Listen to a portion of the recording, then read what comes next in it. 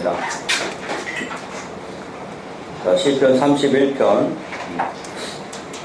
여호와여, 내가 주께 피하오니 나를 영원히 부끄럽게 하지 마시고 주의 공의로 나를 건지소서. 항상 우리 시편이나 우리 절을 볼 때 그 절 안에 제일 중요한 단어를 여러분들이 빨리 입력시켜야 돼요. 제가 볼 땐 여기 내가 주께 피하오니 그랬습니다. 이 주께 피하오니가 누구나 주께 피할 수 있어요. 그러나 누구나 주께 피하는 건 아니죠. 하나님을 아는 사람 또는 주님이 능력을 아는 사람, 주님이 어떤 분인 걸 아는 사람만이 주님께 피할 수 있어요. 우리가 말로는, 입으로는 하나님께서 믿으니까 하나님께 우리는 모든 걸 맡긴다고 실제로 우리는 말을 하지만 정말로 하나님께 맡기는 사람은 몇 명이나 될까? 정말로 하나님의 능력을 아는 사람만이 하나님께 나를 의탁할 수 있는 것이 피할 수 있는 거죠. 피할 수 있는다는 것은 먼저 하나님이 어떤 분이라는 걸 아는 것이 중요하다. 알지 못하면 우리는 입으로는 피할 수 있지만 절대로 나를 의탁하지 못하는 것이, 이런 걸 주께 피하오냐는 것이, 여기 시인은 이미 하나님을 알고 있던 사람이라는 걸 알 수 있습니다. 그 다음에 나를 영원히 부끄럽게 하지 마시고 주의 공의로 나를 건지소서 하는 주의 공의라는 단어가 나오죠. 이 주의 공의는 우리가 생각하는 의가 아닙니다. 성경에는 우리의 하나님의 의와 인간의 의 두 가지가 나타납니다. 이건 상당히 중요하죠. 성경을 해석하는데 내 의가 무엇이고 하나님의 의가 무엇인지 여러분 분별할 줄 알아야 성경이 이제 보여지기 시작합니다.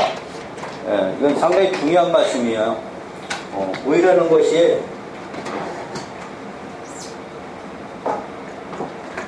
우리의 의는, 우리가 인간적인 의는 어떤 올바른 행위 같은 걸 얘기하는 거죠. 올바른 행위 또는 선한 것. 그러나 하나님의 의는 행위가 아니고 믿음으로부터 시작합니다.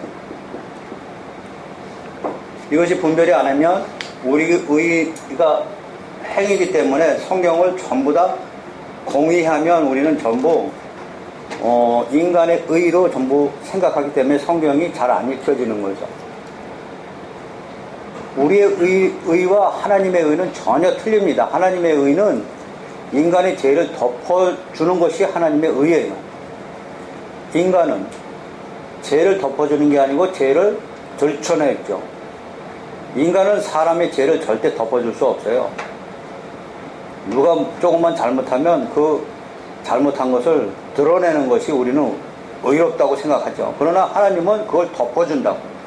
그래서 하나님의 의는 덮어주는 거고 우리의 의는 드러내는 거예요. 그만큼 하나님의 의와 우리 인간의 의는 차이가 있다는 것을 여러분 알아야 성경이 읽혀지기 시작해요.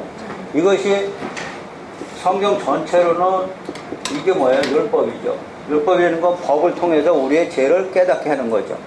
이 하나님의 의는, 이건 복음에 이게 뭐예요? 덮어주는 거. 해보라고 그랬죠. 이 덮어줌이란 말이에요.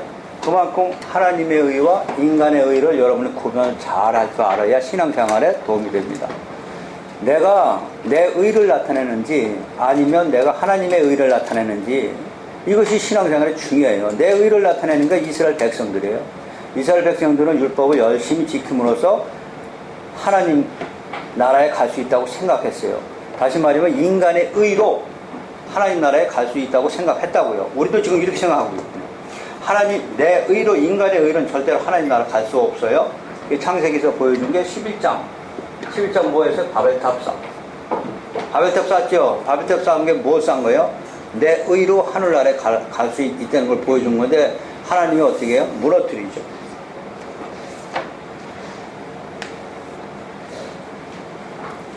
자, 31장 1절에 두 가지 사안을 제가 설명했어요. 하나는 누가 주께 피하는가, 또 하나는 하나님의 공의와 인간의 의가 무엇인가. 여러분 이거 알아야 해석이 된단 말이에요. 이미 지금 시편 기자는 주의 공의로 나를 건져 달라고 합니다. 나의 의가 아니고 주의 공의죠. 주의 공의는 뭐냐 지금 설명하는 거예요. 주의 공의는 다윗이 잘못하고 사울한테 지금 쫓겨서 이리저리 헤매면서 다니면서 지금 완전히 고난 중에 있을 때 기도하는 모습이 지금 31장이에요. 31장은 내 의로는 도저히 이 고난에서 빠져나갈 수 없음을 고백하고 주님의 공의에 의탁하는 것이 지금 시인의 1절서부터 시작이에요. 자, 2절 봅니다. 내게 귀를 기울여 속히 건지시고 내게 견고한 바위와 구원하는 산성이 되소서. 예. 여기도 또 중요한 단어가 뭐예요? 견고한 바위와 구원하는 산성이에요. 견고한 바위라는 것은 바위는 무너지지 않는 거죠. 부서지지 않는 거죠. 예. 그래서 이 바위는 우리 갈라디아서 말씀하셨지 신약에서 반석은 예수 그리스도 반석이에요. 반석. 그 바위가 반석이거든요. 베드로도 반석이죠. 그만큼 이 반석은 견고한 걸 얘기하는 거죠. 그러나 이 반석 위에 집을 짓는 거하고 반석이 아닌 그냥 모래 위에 지은 거하고 집이 틀리다는 얘기죠. 이 집이 우리의 믿음을 얘기하는 거죠. 반석 위에 집을 짓는다 하는 의미는 어떤 것일까? 우리 마태복음에 나오죠. 어디다 지으면 모래 위에 지으면 창수가 나면, 다시 말하면 홍수가 나면 어떻게 돼요? 떠내려 나가는 거죠. 그럼 모래 위에 지은 집은 뭐고 반석 위에 지은 집은 뭐냐 얘기죠. 반석 위에 지은 집이 지금 뭐에 하나님의 의, 반석이 단단한 거 무너지지 않은 거 우리 영성 성화 이게 아니란 말이에요. 우리 영성 성화는 내 의에 들어가는 거고 반석 위에 지은 집이 뭐예요? 반석이 누구라고 그랬어요? 그리스도. 그리스도는 뭐예요? 복음. 그러니까 복음이 뭐예요? 하나님의 의. 하나님의 의 설명했죠. 하나님의 의가 뭐예요? 남이 잘못했으면 뭐 하는 거? 덮어주는 거. 그러니까 그 하나님의 의로 단단히 세워진 신앙이 세워져야 된다는 얘기예요. 그 신앙은 절대로 무너지지 않는데 내 의로 모래 위에 쌓는 거잖아요. 이 인간의 의는 언제나 무너질 수 있다는 얘기예요. 무슨 말씀인지 아셨어요? 네. 그 반석이라 해서 우리가 뭐 믿음이 얼마나 좋고 이 얘기가 아니에요. 믿음이 어디서부터 시작하느냐가 중요하다는 얘기죠. 믿음은 어디서부터 시작하는가? 하나님의 공의로부터 시작하는 거예요. 내 의로부터 시작하는 게 아니다는 얘기죠. 여기 견고한 바위가 무너지지 않는 복음 위에 단단히 세워진 걸 얘기합니다. 구원하는 산성이 되게 하셔서 여기 구원이란 단어가 나옵니다. 이 시편 기자는 지금 사울왕에 쫓겨서 여기저기 피할 수 없는 그런 데서 지금 기도하는 모습입니다. 주는 나의 반석과 산성이시니 3절입니다. 그러므로 주의 이름을 생각하셔서 나를 인도하시고 지도하소서. 또 하나 새로운 단어가 자꾸 나와요. 그 이름 아셔야 돼요. 여기는 3절에서 뭐예요? 주의 이름을 생각하셔서. 이런 단어를 자꾸 봐야 이게 전부 틀려요. 지금 2절에서는 견고한 바위가 나왔고 31절에서는 뭐가 나왔어요? 31장 1절에서는 주의 공의, 또 2절에서는 견고한 바위. 자, 그 다음에 3절에서는 주의 이름. 이게 시예요. 시는 지금 전부 다 내 고난을 누구한테 의탁하고 있어요? 하나님의 공의, 주님의 이름, 또는 견고한 반석, 거기에 의지해서 지금 기도하고 있습니다. 우리도 마찬가지예요. 우리도 이 고난 속에서 기도할 내용이 바로 이런 거란 말이에요. 자, 주의 이름을 생각하셔서, 그러니까 주의 이름을 생각해서 우리가 이미 다 배웠어요. 주의 이름이 하나님이 뭐가 우리하고 틀린 거예요? 하나님은 자신이 말씀하신 것이 이루어지지 않으면 인간과 똑같죠. 그러나 신은 책임질 줄 알아야죠. 다시 말하면 자기가 약속한 그 말씀을 끝까지 지키는 게 뭐예요? 주의 이름을 위해서, 주의 명예를 위해서. 그것이 모세의 기도에서도 나왔고 여러 군데 엘리야의 기도에서도 나왔다고 제가 자꾸 설명했죠. 모세의 기도가 뭐예요? 율법을 받아가지고 산에 내려오는데 그들은 벌써 뭐 했어요? 금송아지 만들어 놓고 죄를 짓기 시작했죠. 그러니까 하나님 뭐라고 그래요? 저들 다 쓸어버리고 다른 사람을 불러서 내가 약속한 대로 백성을 만들어서 어디로 가겠다, 약속한 대로 가나안 땅까지 이끌고 가겠다 했더니 모세의 기도가 바로 그 얘기죠. 그렇게 되면 안 됩니다. 왜냐하면 그 이유는 왜 안 되냐면 하나님 이름을 통해서 우리는 홍해강을 건너서 광야까지 왔거든요. 그 애굽에서 나올 때부터 6월절 어린 양으로 또 홍해강을 건너고 이래서 여기 시내산까지 왔는데 이것이 전부 다 이웃 나라에게 전해졌거든요. 전해졌는데 여기서 우리가 죽으면 하나님 이름이 뭐가 됩니까? 얘기해요. 기도 내용이 하나님 이름이 뭐가 됩니까? 모세가 이거 가지고 기도한 거예요. 이게 뭐예요? 하나님의 주권. 하나님의 주권이 하나님이 하나님 되신다면 우리를 죽이면 안 되죠. 그러므로 우리를 죽이지 말고 죄를 졌지만 죄를 덮어주고 우리를 가나안까지 아브라함한테 약속한 땅까지 인도하시면 하나님이 하나님 되시죠. 그 이름의 영광이 나타나겠죠. 이게 모세의 기도에 출애굽기에서 모세가 기도했더니 하나님이 응답했더라. 이것만 보면 안 돼요. 이건 겉으로 보는 거고 모세가 어떤 기도의 내용을 했느냐가 중요해요. 우리 내용은 전부 다 잊어버리는 거예요. 엘리야의 기도도 마찬가지죠. 그것처럼 하나님이 하나님 되시면 중요하다고 그랬어요. 그러면 여기는 그림이고 실제로 이 세상에 있는 우리들을 예수님의 보혈로 구원해가지고 가나안은 천국의 열차인데 여기까지 인도하시기 위해서 이 가나안 저주받은 땅에 예수님 보내셨어요. 그래서 예수님 보내서 이 십자가 안에 하나님이 하나님 되심이에요. 예수님이 보내지 않았으면 하나님이 안 됐죠. 왜? 여기서부터 창세기부터 여자의 후손으로 보내서 우리를 구원하겠다는 약속하셨잖아요. 뱀의 머리를 박는다고 그랬죠. 이게 사단이거든요. 뱀의 머리를 사단을 물리치고 우리를 구원하겠다는 창세기 3장 15절 말씀이 여기 십자가에서 이렇게 됐죠. 하나님이 약속한 대로 지키셨죠. 이걸 뭐라고 그래요? 하나님의 이름. 인간은 하겠다 하고 못 지키죠. 우리는 맹세하고 못 지켜요. 그런데 하나님은 맹세코 이 약속을 지키셨다. 그죠? 네, 이것이 하나님 대신 두 번째는 어떻게 지키셨나가 중요해요. 어떻게 지키셨나?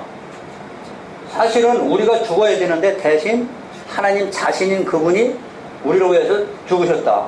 그래서 우리를 위해서 자기가 말해놓고 자기가 지켰단 말이에요. 그것을 우리는 뭐라고 그래요?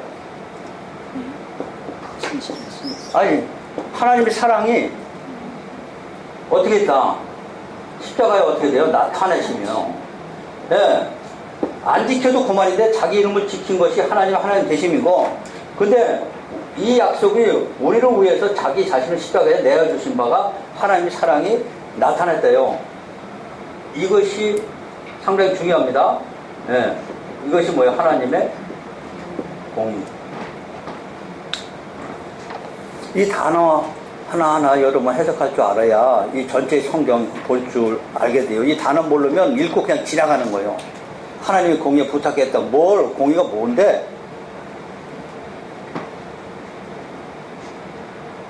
자, 지금 4절 봅니다. 그들이 나를 위하여 비밀이 친 그물에서 빼내줘서 주는 나의 산성이시다. 예, 그러면서 지금 견고한 바에 주의 이름 또는 1절에서 주의 공의로 구원하는 것이 그들이 나를 위하여 비밀이 친 그물에서 빼내줘서 그래. 이 비밀이 친 그물이 사단의 역할이죠. 사단이 우리를 음부로 끌고 가는 거기서 우리를 빼내는 하나님이라는 얘기죠. 근데 그 조건이 견고한 바위와 주의 이름을 위해서 주님의 공의를 위해서 그물에서 우리를 빼내달라고 기도합니다. 5절 내가 나의 영을 주의 손에 부탁하나이다. 자, 이제 그런 분이기 때문에, 그런 분임을 알기 때문에 내가 나의 영을 주의 손에 부탁하나이다. 그래서 이 영혼 구원입니다. 진리의 하나님 여호와여 나를 속량하셨나이다. 뭐 속량이 나옵니다. 이 속량은 죄에 대해서 우리를 속량한 거죠. 네. 자, 우리 중요합니다. 물론 우리의 고난과 환경에서 어떤 게서 우리를 속량할 수도 있습니다. 그러나 제일 중요한 목적은 그것이 중요한 목적이 아니고 먼저 우리를 죄에서 구원하셔서 사단의 음부에서 생명으로 건져내신 걸 우리는 속량이라고 합니다. 내가 허탄한 거짓을 승상하는 자들을 미워하고 여호와를 의지하나이다. 여기 거짓을 승상하는 자들은 우상 숭배하는 자들이죠. 우상 숭배하는 자들은 미워하고 여호와를 의지하나이다. 자기의 믿음을 나타내고 있습니다. 내가 7절 봅니다. 주의 인자하심을 기뻐하며 즐거워할 것은 주께서 나의 고난을 보시고 환난 중에 있는 내 영혼을 아셨으며 7절도 또 마찬가지입니다. 주의 인자하심을 기뻐한다는 얘기죠. 예, 주의 인자하심이 뭐예요? 주의 인자하심은 우리를 인간을 어떻게 해요? 공의히 여기시는 거.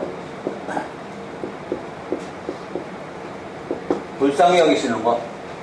불쌍히 여김으로써 하나님의 자비, 인자 얘기입니다.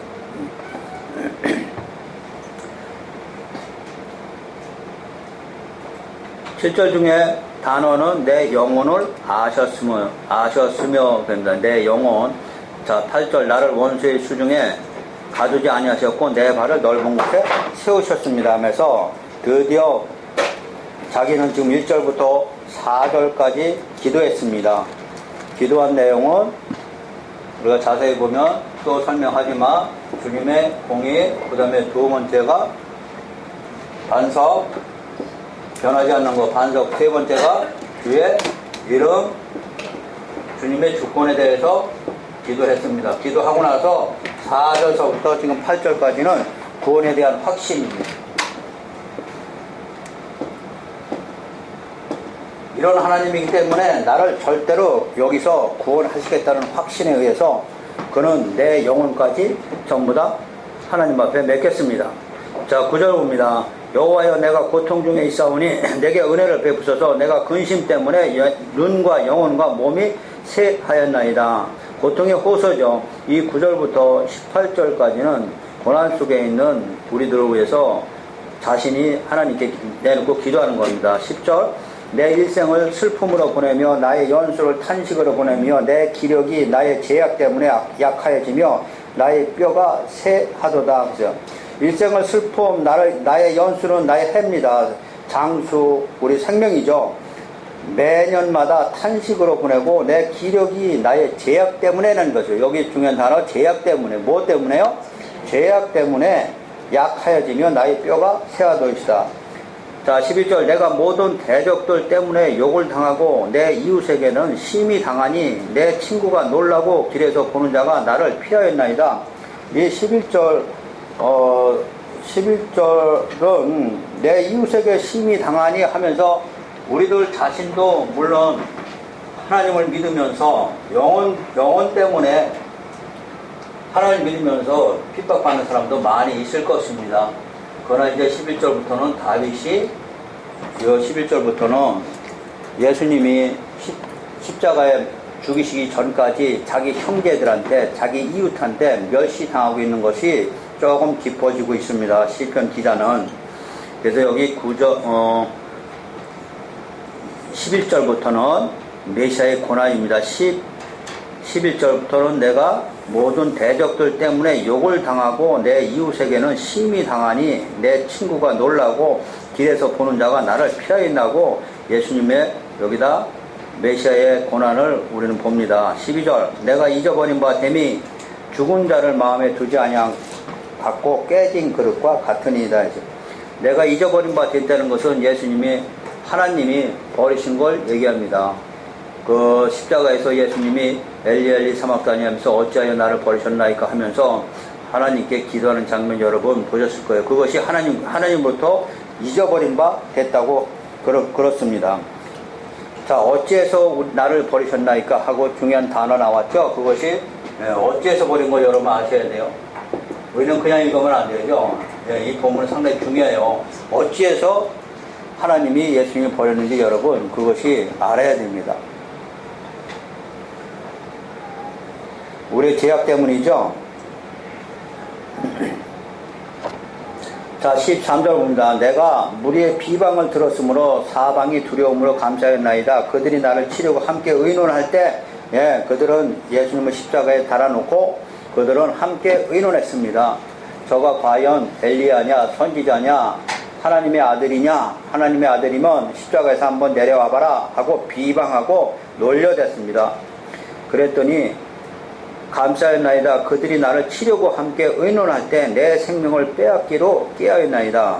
그렇습니다. 그들은 지금 예수님을 십자가에 달아놓고 죽으려고 마음을 먹었던 거죠. 14절 여호와여 그러하여도 나는 주께 의지하고 중요한 말씀입니다. 그러하여도요 내 생명을 빼앗기더라도 나는 주께 의지하고 말하기를 주는 내 하나님이시라 하였나이다. 나의 앞날이 주의 손에 있사오니 내 원수들과 나를 핍박하는 자들의 손에서 나를 건져주셔서 주의 얼굴을 주의 종에게 비추시고 주의 사랑하심을 나를 구원하소서.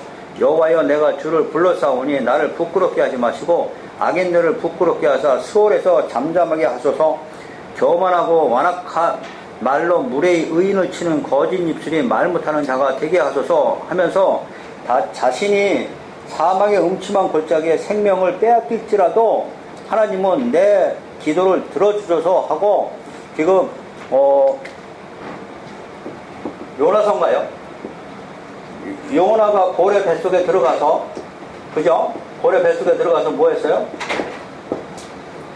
기도. 이 기도는 예수님이 십자가에서 하나님께 기도하는 모습이 똑같은 거예요. 자, 그래서 여기 13절 부터 17절까지죠. 여호와여 내가 18절까지죠. 내가 주를 불러싸오니 나를 부끄럽게 하지 마옵소서 한 대로 예수님이 부활하셨습니다. 생명을 빼앗길 정도로 그는 하나님께 모든 것을 다 맡겼습니다. 그러고 나서 14절부터 18절까지는 그는 기도합니다. 그래서 죽으심에서 드디어 예수님의 부활하신 거 봐야 됩니다. 자, 11절부터 13절까지는 예수님 십자가에서 죽으심이고 14절부터 18절까지는 이 기도에 의해서 예수님의 부활한 것을 우리는 볼 줄 알아야 됩니다. 그러고 나서 19절부터 24절까지 이제 뭐예요? 찬양, 찬송이 나오는 겁니다. 자, 19절 주를 두려워하는 자를 위하여 쌓아두신 은혜 곧 주께 피하는 자를 위하여 인생 앞에 베푸신 은혜가 어찌 그리 큰지요. 제일 먼저 찬양이 뭐가 나와요? 또 단어 봐야 되는 거예요. 은혜. 그럼 은혜는 무엇을 은혜라고 그러는 거예요? 우리 은혜 받았습니다. 은혜 받았습니다. 하고 맨날도 은혜 얘기 많이 하죠. 근데 뭘 은혜라고 그러냐고. 예? 나한테 좋은 일 생기면? 성경에서 은혜는 무엇을 은혜라고요? 예. 내 대신이죠. 은혜라는 건 뭐예요? 내가 죽어야 되는데 대신 죽은 걸 은혜라고 그래요. 은혜 받았습니다만 우리가 설교 들을 때 주님이 십자가를 통해서 우리는 매주 설교를 듣습니다. 그 설교 들을 때 내가 당해야 할 것을 누가? 주님이 당하셨다. 그랬을 때 우리는 뭐예요? 은혜 받았습니다. 아멘. 이렇게 되는 거예요. 근데 우리는 은혜를 다른 데 사용하는 게 문제죠.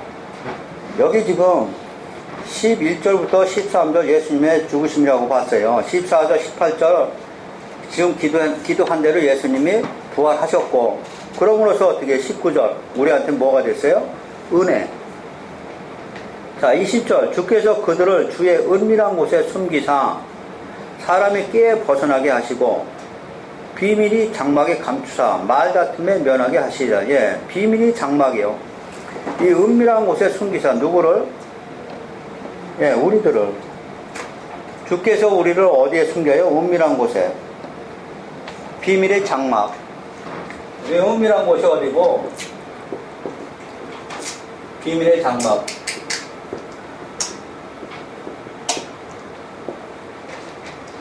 이것이 전부 예수의 십자가 안에서 이루어지는 것이요. 이 은밀한 곳, 비밀의 장막은 신약에서는 전부 다 복음이 드러났죠. 복음이 드러났습니다. 근데 구약에서는 아직 드러나지 않았어요. 이것은 뭐라고 그래? 바울이 하나님의 비밀. 하나님의 비밀이 뭐예요? 하나님의 비밀이 뭐냐고. 우리 기도 많이 하잖아. 하나님 비밀 알려달라고. 성경에서 하나님의 비밀이 뭔지 가르쳐줬거든요. 이 하나님의 비밀이 예수님이에요. 예수님이 오셔서 메시아가 온다는 건 알았어요. 이미 예약이 되어 있기 때문에, 약속이 되어 있기 때문에, 예언이 되어 있기 때문에. 메시아가 온다는 걸 알았었는데 예수님이 메시아가 오셔서 십자가에 죽을지는 아무도 몰랐어요. 사람도 몰랐고 인간도 몰랐고, 예, 하나님만이 알았어요. 예수님 십자가에 죽으심으로써 우리 죄가 없어진다는 건 하나님의 비밀이라고 그래요. 이게 신약에서는 드러나는데 구약에서는 뭐예요? 이것이 은밀한 것이고 비밀의 장막이에요. 하나님만이 오로지 알 수 있는 계획이란 말이에요. 그래서 우리는 성경을 보면 하나님이 계획하신 것, 뭘? 예수님을 십자가에서 죽이실 것. 누굴 위해서? 우리 때문에. 그걸 하나님의 비밀, 아무도 몰라요, 이거는요. 그런데 이 비밀이 예수님을 통해서 성취가 되죠. 이 비밀이 예수님을 통해서 성취가 됐고, 성령에 의해서 이 비밀이 완성이 된 거예요. 지금 성령이 오셔서 우리는 뭘 깨닫게 해줘요? 십자가의 비밀을 우리에게 알려주고 있단 말이에요. 성령이. 성령은 이 역할을 하는 거예요. 우리는 자꾸 성령 하면 신비 쪽으로 가려고 하는데 그렇게 가면 안 돼요. 성령께서는 뭐예요? 하나님이 계획하시고 예수님이 성취하신 것은 뭐예요? 뭐하러 왔다? 완성시키러 왔다. 그럼 성령은 다른 일 안 해요. 무슨 일이에요? 예수님의 십자가가 너를 위해서 죽었다는 것을 우리한테 뭘 해줘요? 깨닫게. 네. 성령이 오시지 않으면 십자가가 이건 못 깨달아요. 전부 다 다른 방향으로 가죠. 신비 쪽이나, 예, 예수님이 마술을 타나 이렇게 되는 거예요. 아니, 진리의 영 성령이 오시면 뭘 깨닫게 돼요? 그 십자가가 나를 위해서 정말 죽겠다는 마음으로 깨닫게 하는 것이 성령의 사역이에요. 제자들도, 12제자들도 예수님하고 3년 공생했지만 이 사실을 몰랐죠. 그러나 사도행전 2장에서 마가의 다락방에서 기도할 때 성령이 불같이 내려서 그때부터 뭘 알게 됐어요? 이걸 알게 됐어요.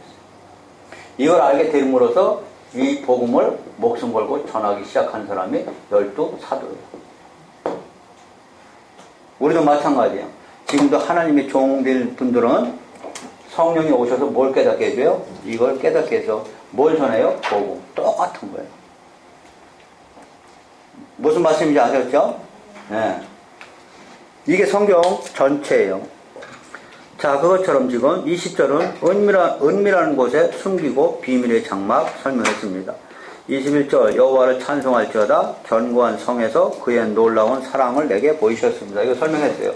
하나가 견고한 성, 그 다음에 하나는 하나님의 사랑, 놀라운 사랑이에요. 견고한 성이라는 건 무너지지 않는 성 얘기하는 거죠. 무너지지 않는 성은 예수님이 모든 제약을 완전히 없애진 걸 얘기하는 거예요. 예수님 모든 제약을 우리를 완전히 없애줬다고요. 우리는 이제는 죄에 대해서 더 이상 허덕거리지 않아요. 믿음으로 내 죄가 전부 다 없어지는 거예요. 그래서 이거는 없어지지 않는 하나님이 세우신 견고한 성이란 얘기예요. 그 다음에 그의 놀라운 사랑, 그것이 왜 그렇게 됐느냐? 하나님의 놀라운 사랑을 내게 보이셨음이니라. 네. 이거 아셔야 돼요, 여러분. 하나님의 놀라운 사랑을 여러분 안에도 이게 하나님 사랑이 내 안에서 뭐가 돼야 돼요? 나타나야 된단 말이에요. 근데 어떤 사랑? 아까 얘기했던 십자가 사랑. 이것이 내 안에 나타나야 된단 말이에요. 그때서 우리는 비로소 하나님을 이제 얼굴을 보게 되는 것이죠. 자, 22절 내가 놀라서 말하기를 주의 목전에서 끊어졌다 하였사오나 내가 주께 부르짖을 때 주께서 나의 간구하는 소리를 들으셨습니다. 예, 하나님이 하신 일은 정말 인간이 이해 못합니다. 우리는 여기 22절 말씀들은 우리는 놀라서 놀랄 따름입니다. 하나님이 하신 일은 신묘망측하고 기이한 일이라고 성경은 설명합니다. 제가 볼 때도 신묘망측하고 기이한 일입니다. 이 십자가 사건은 인간의 머리로서 도저히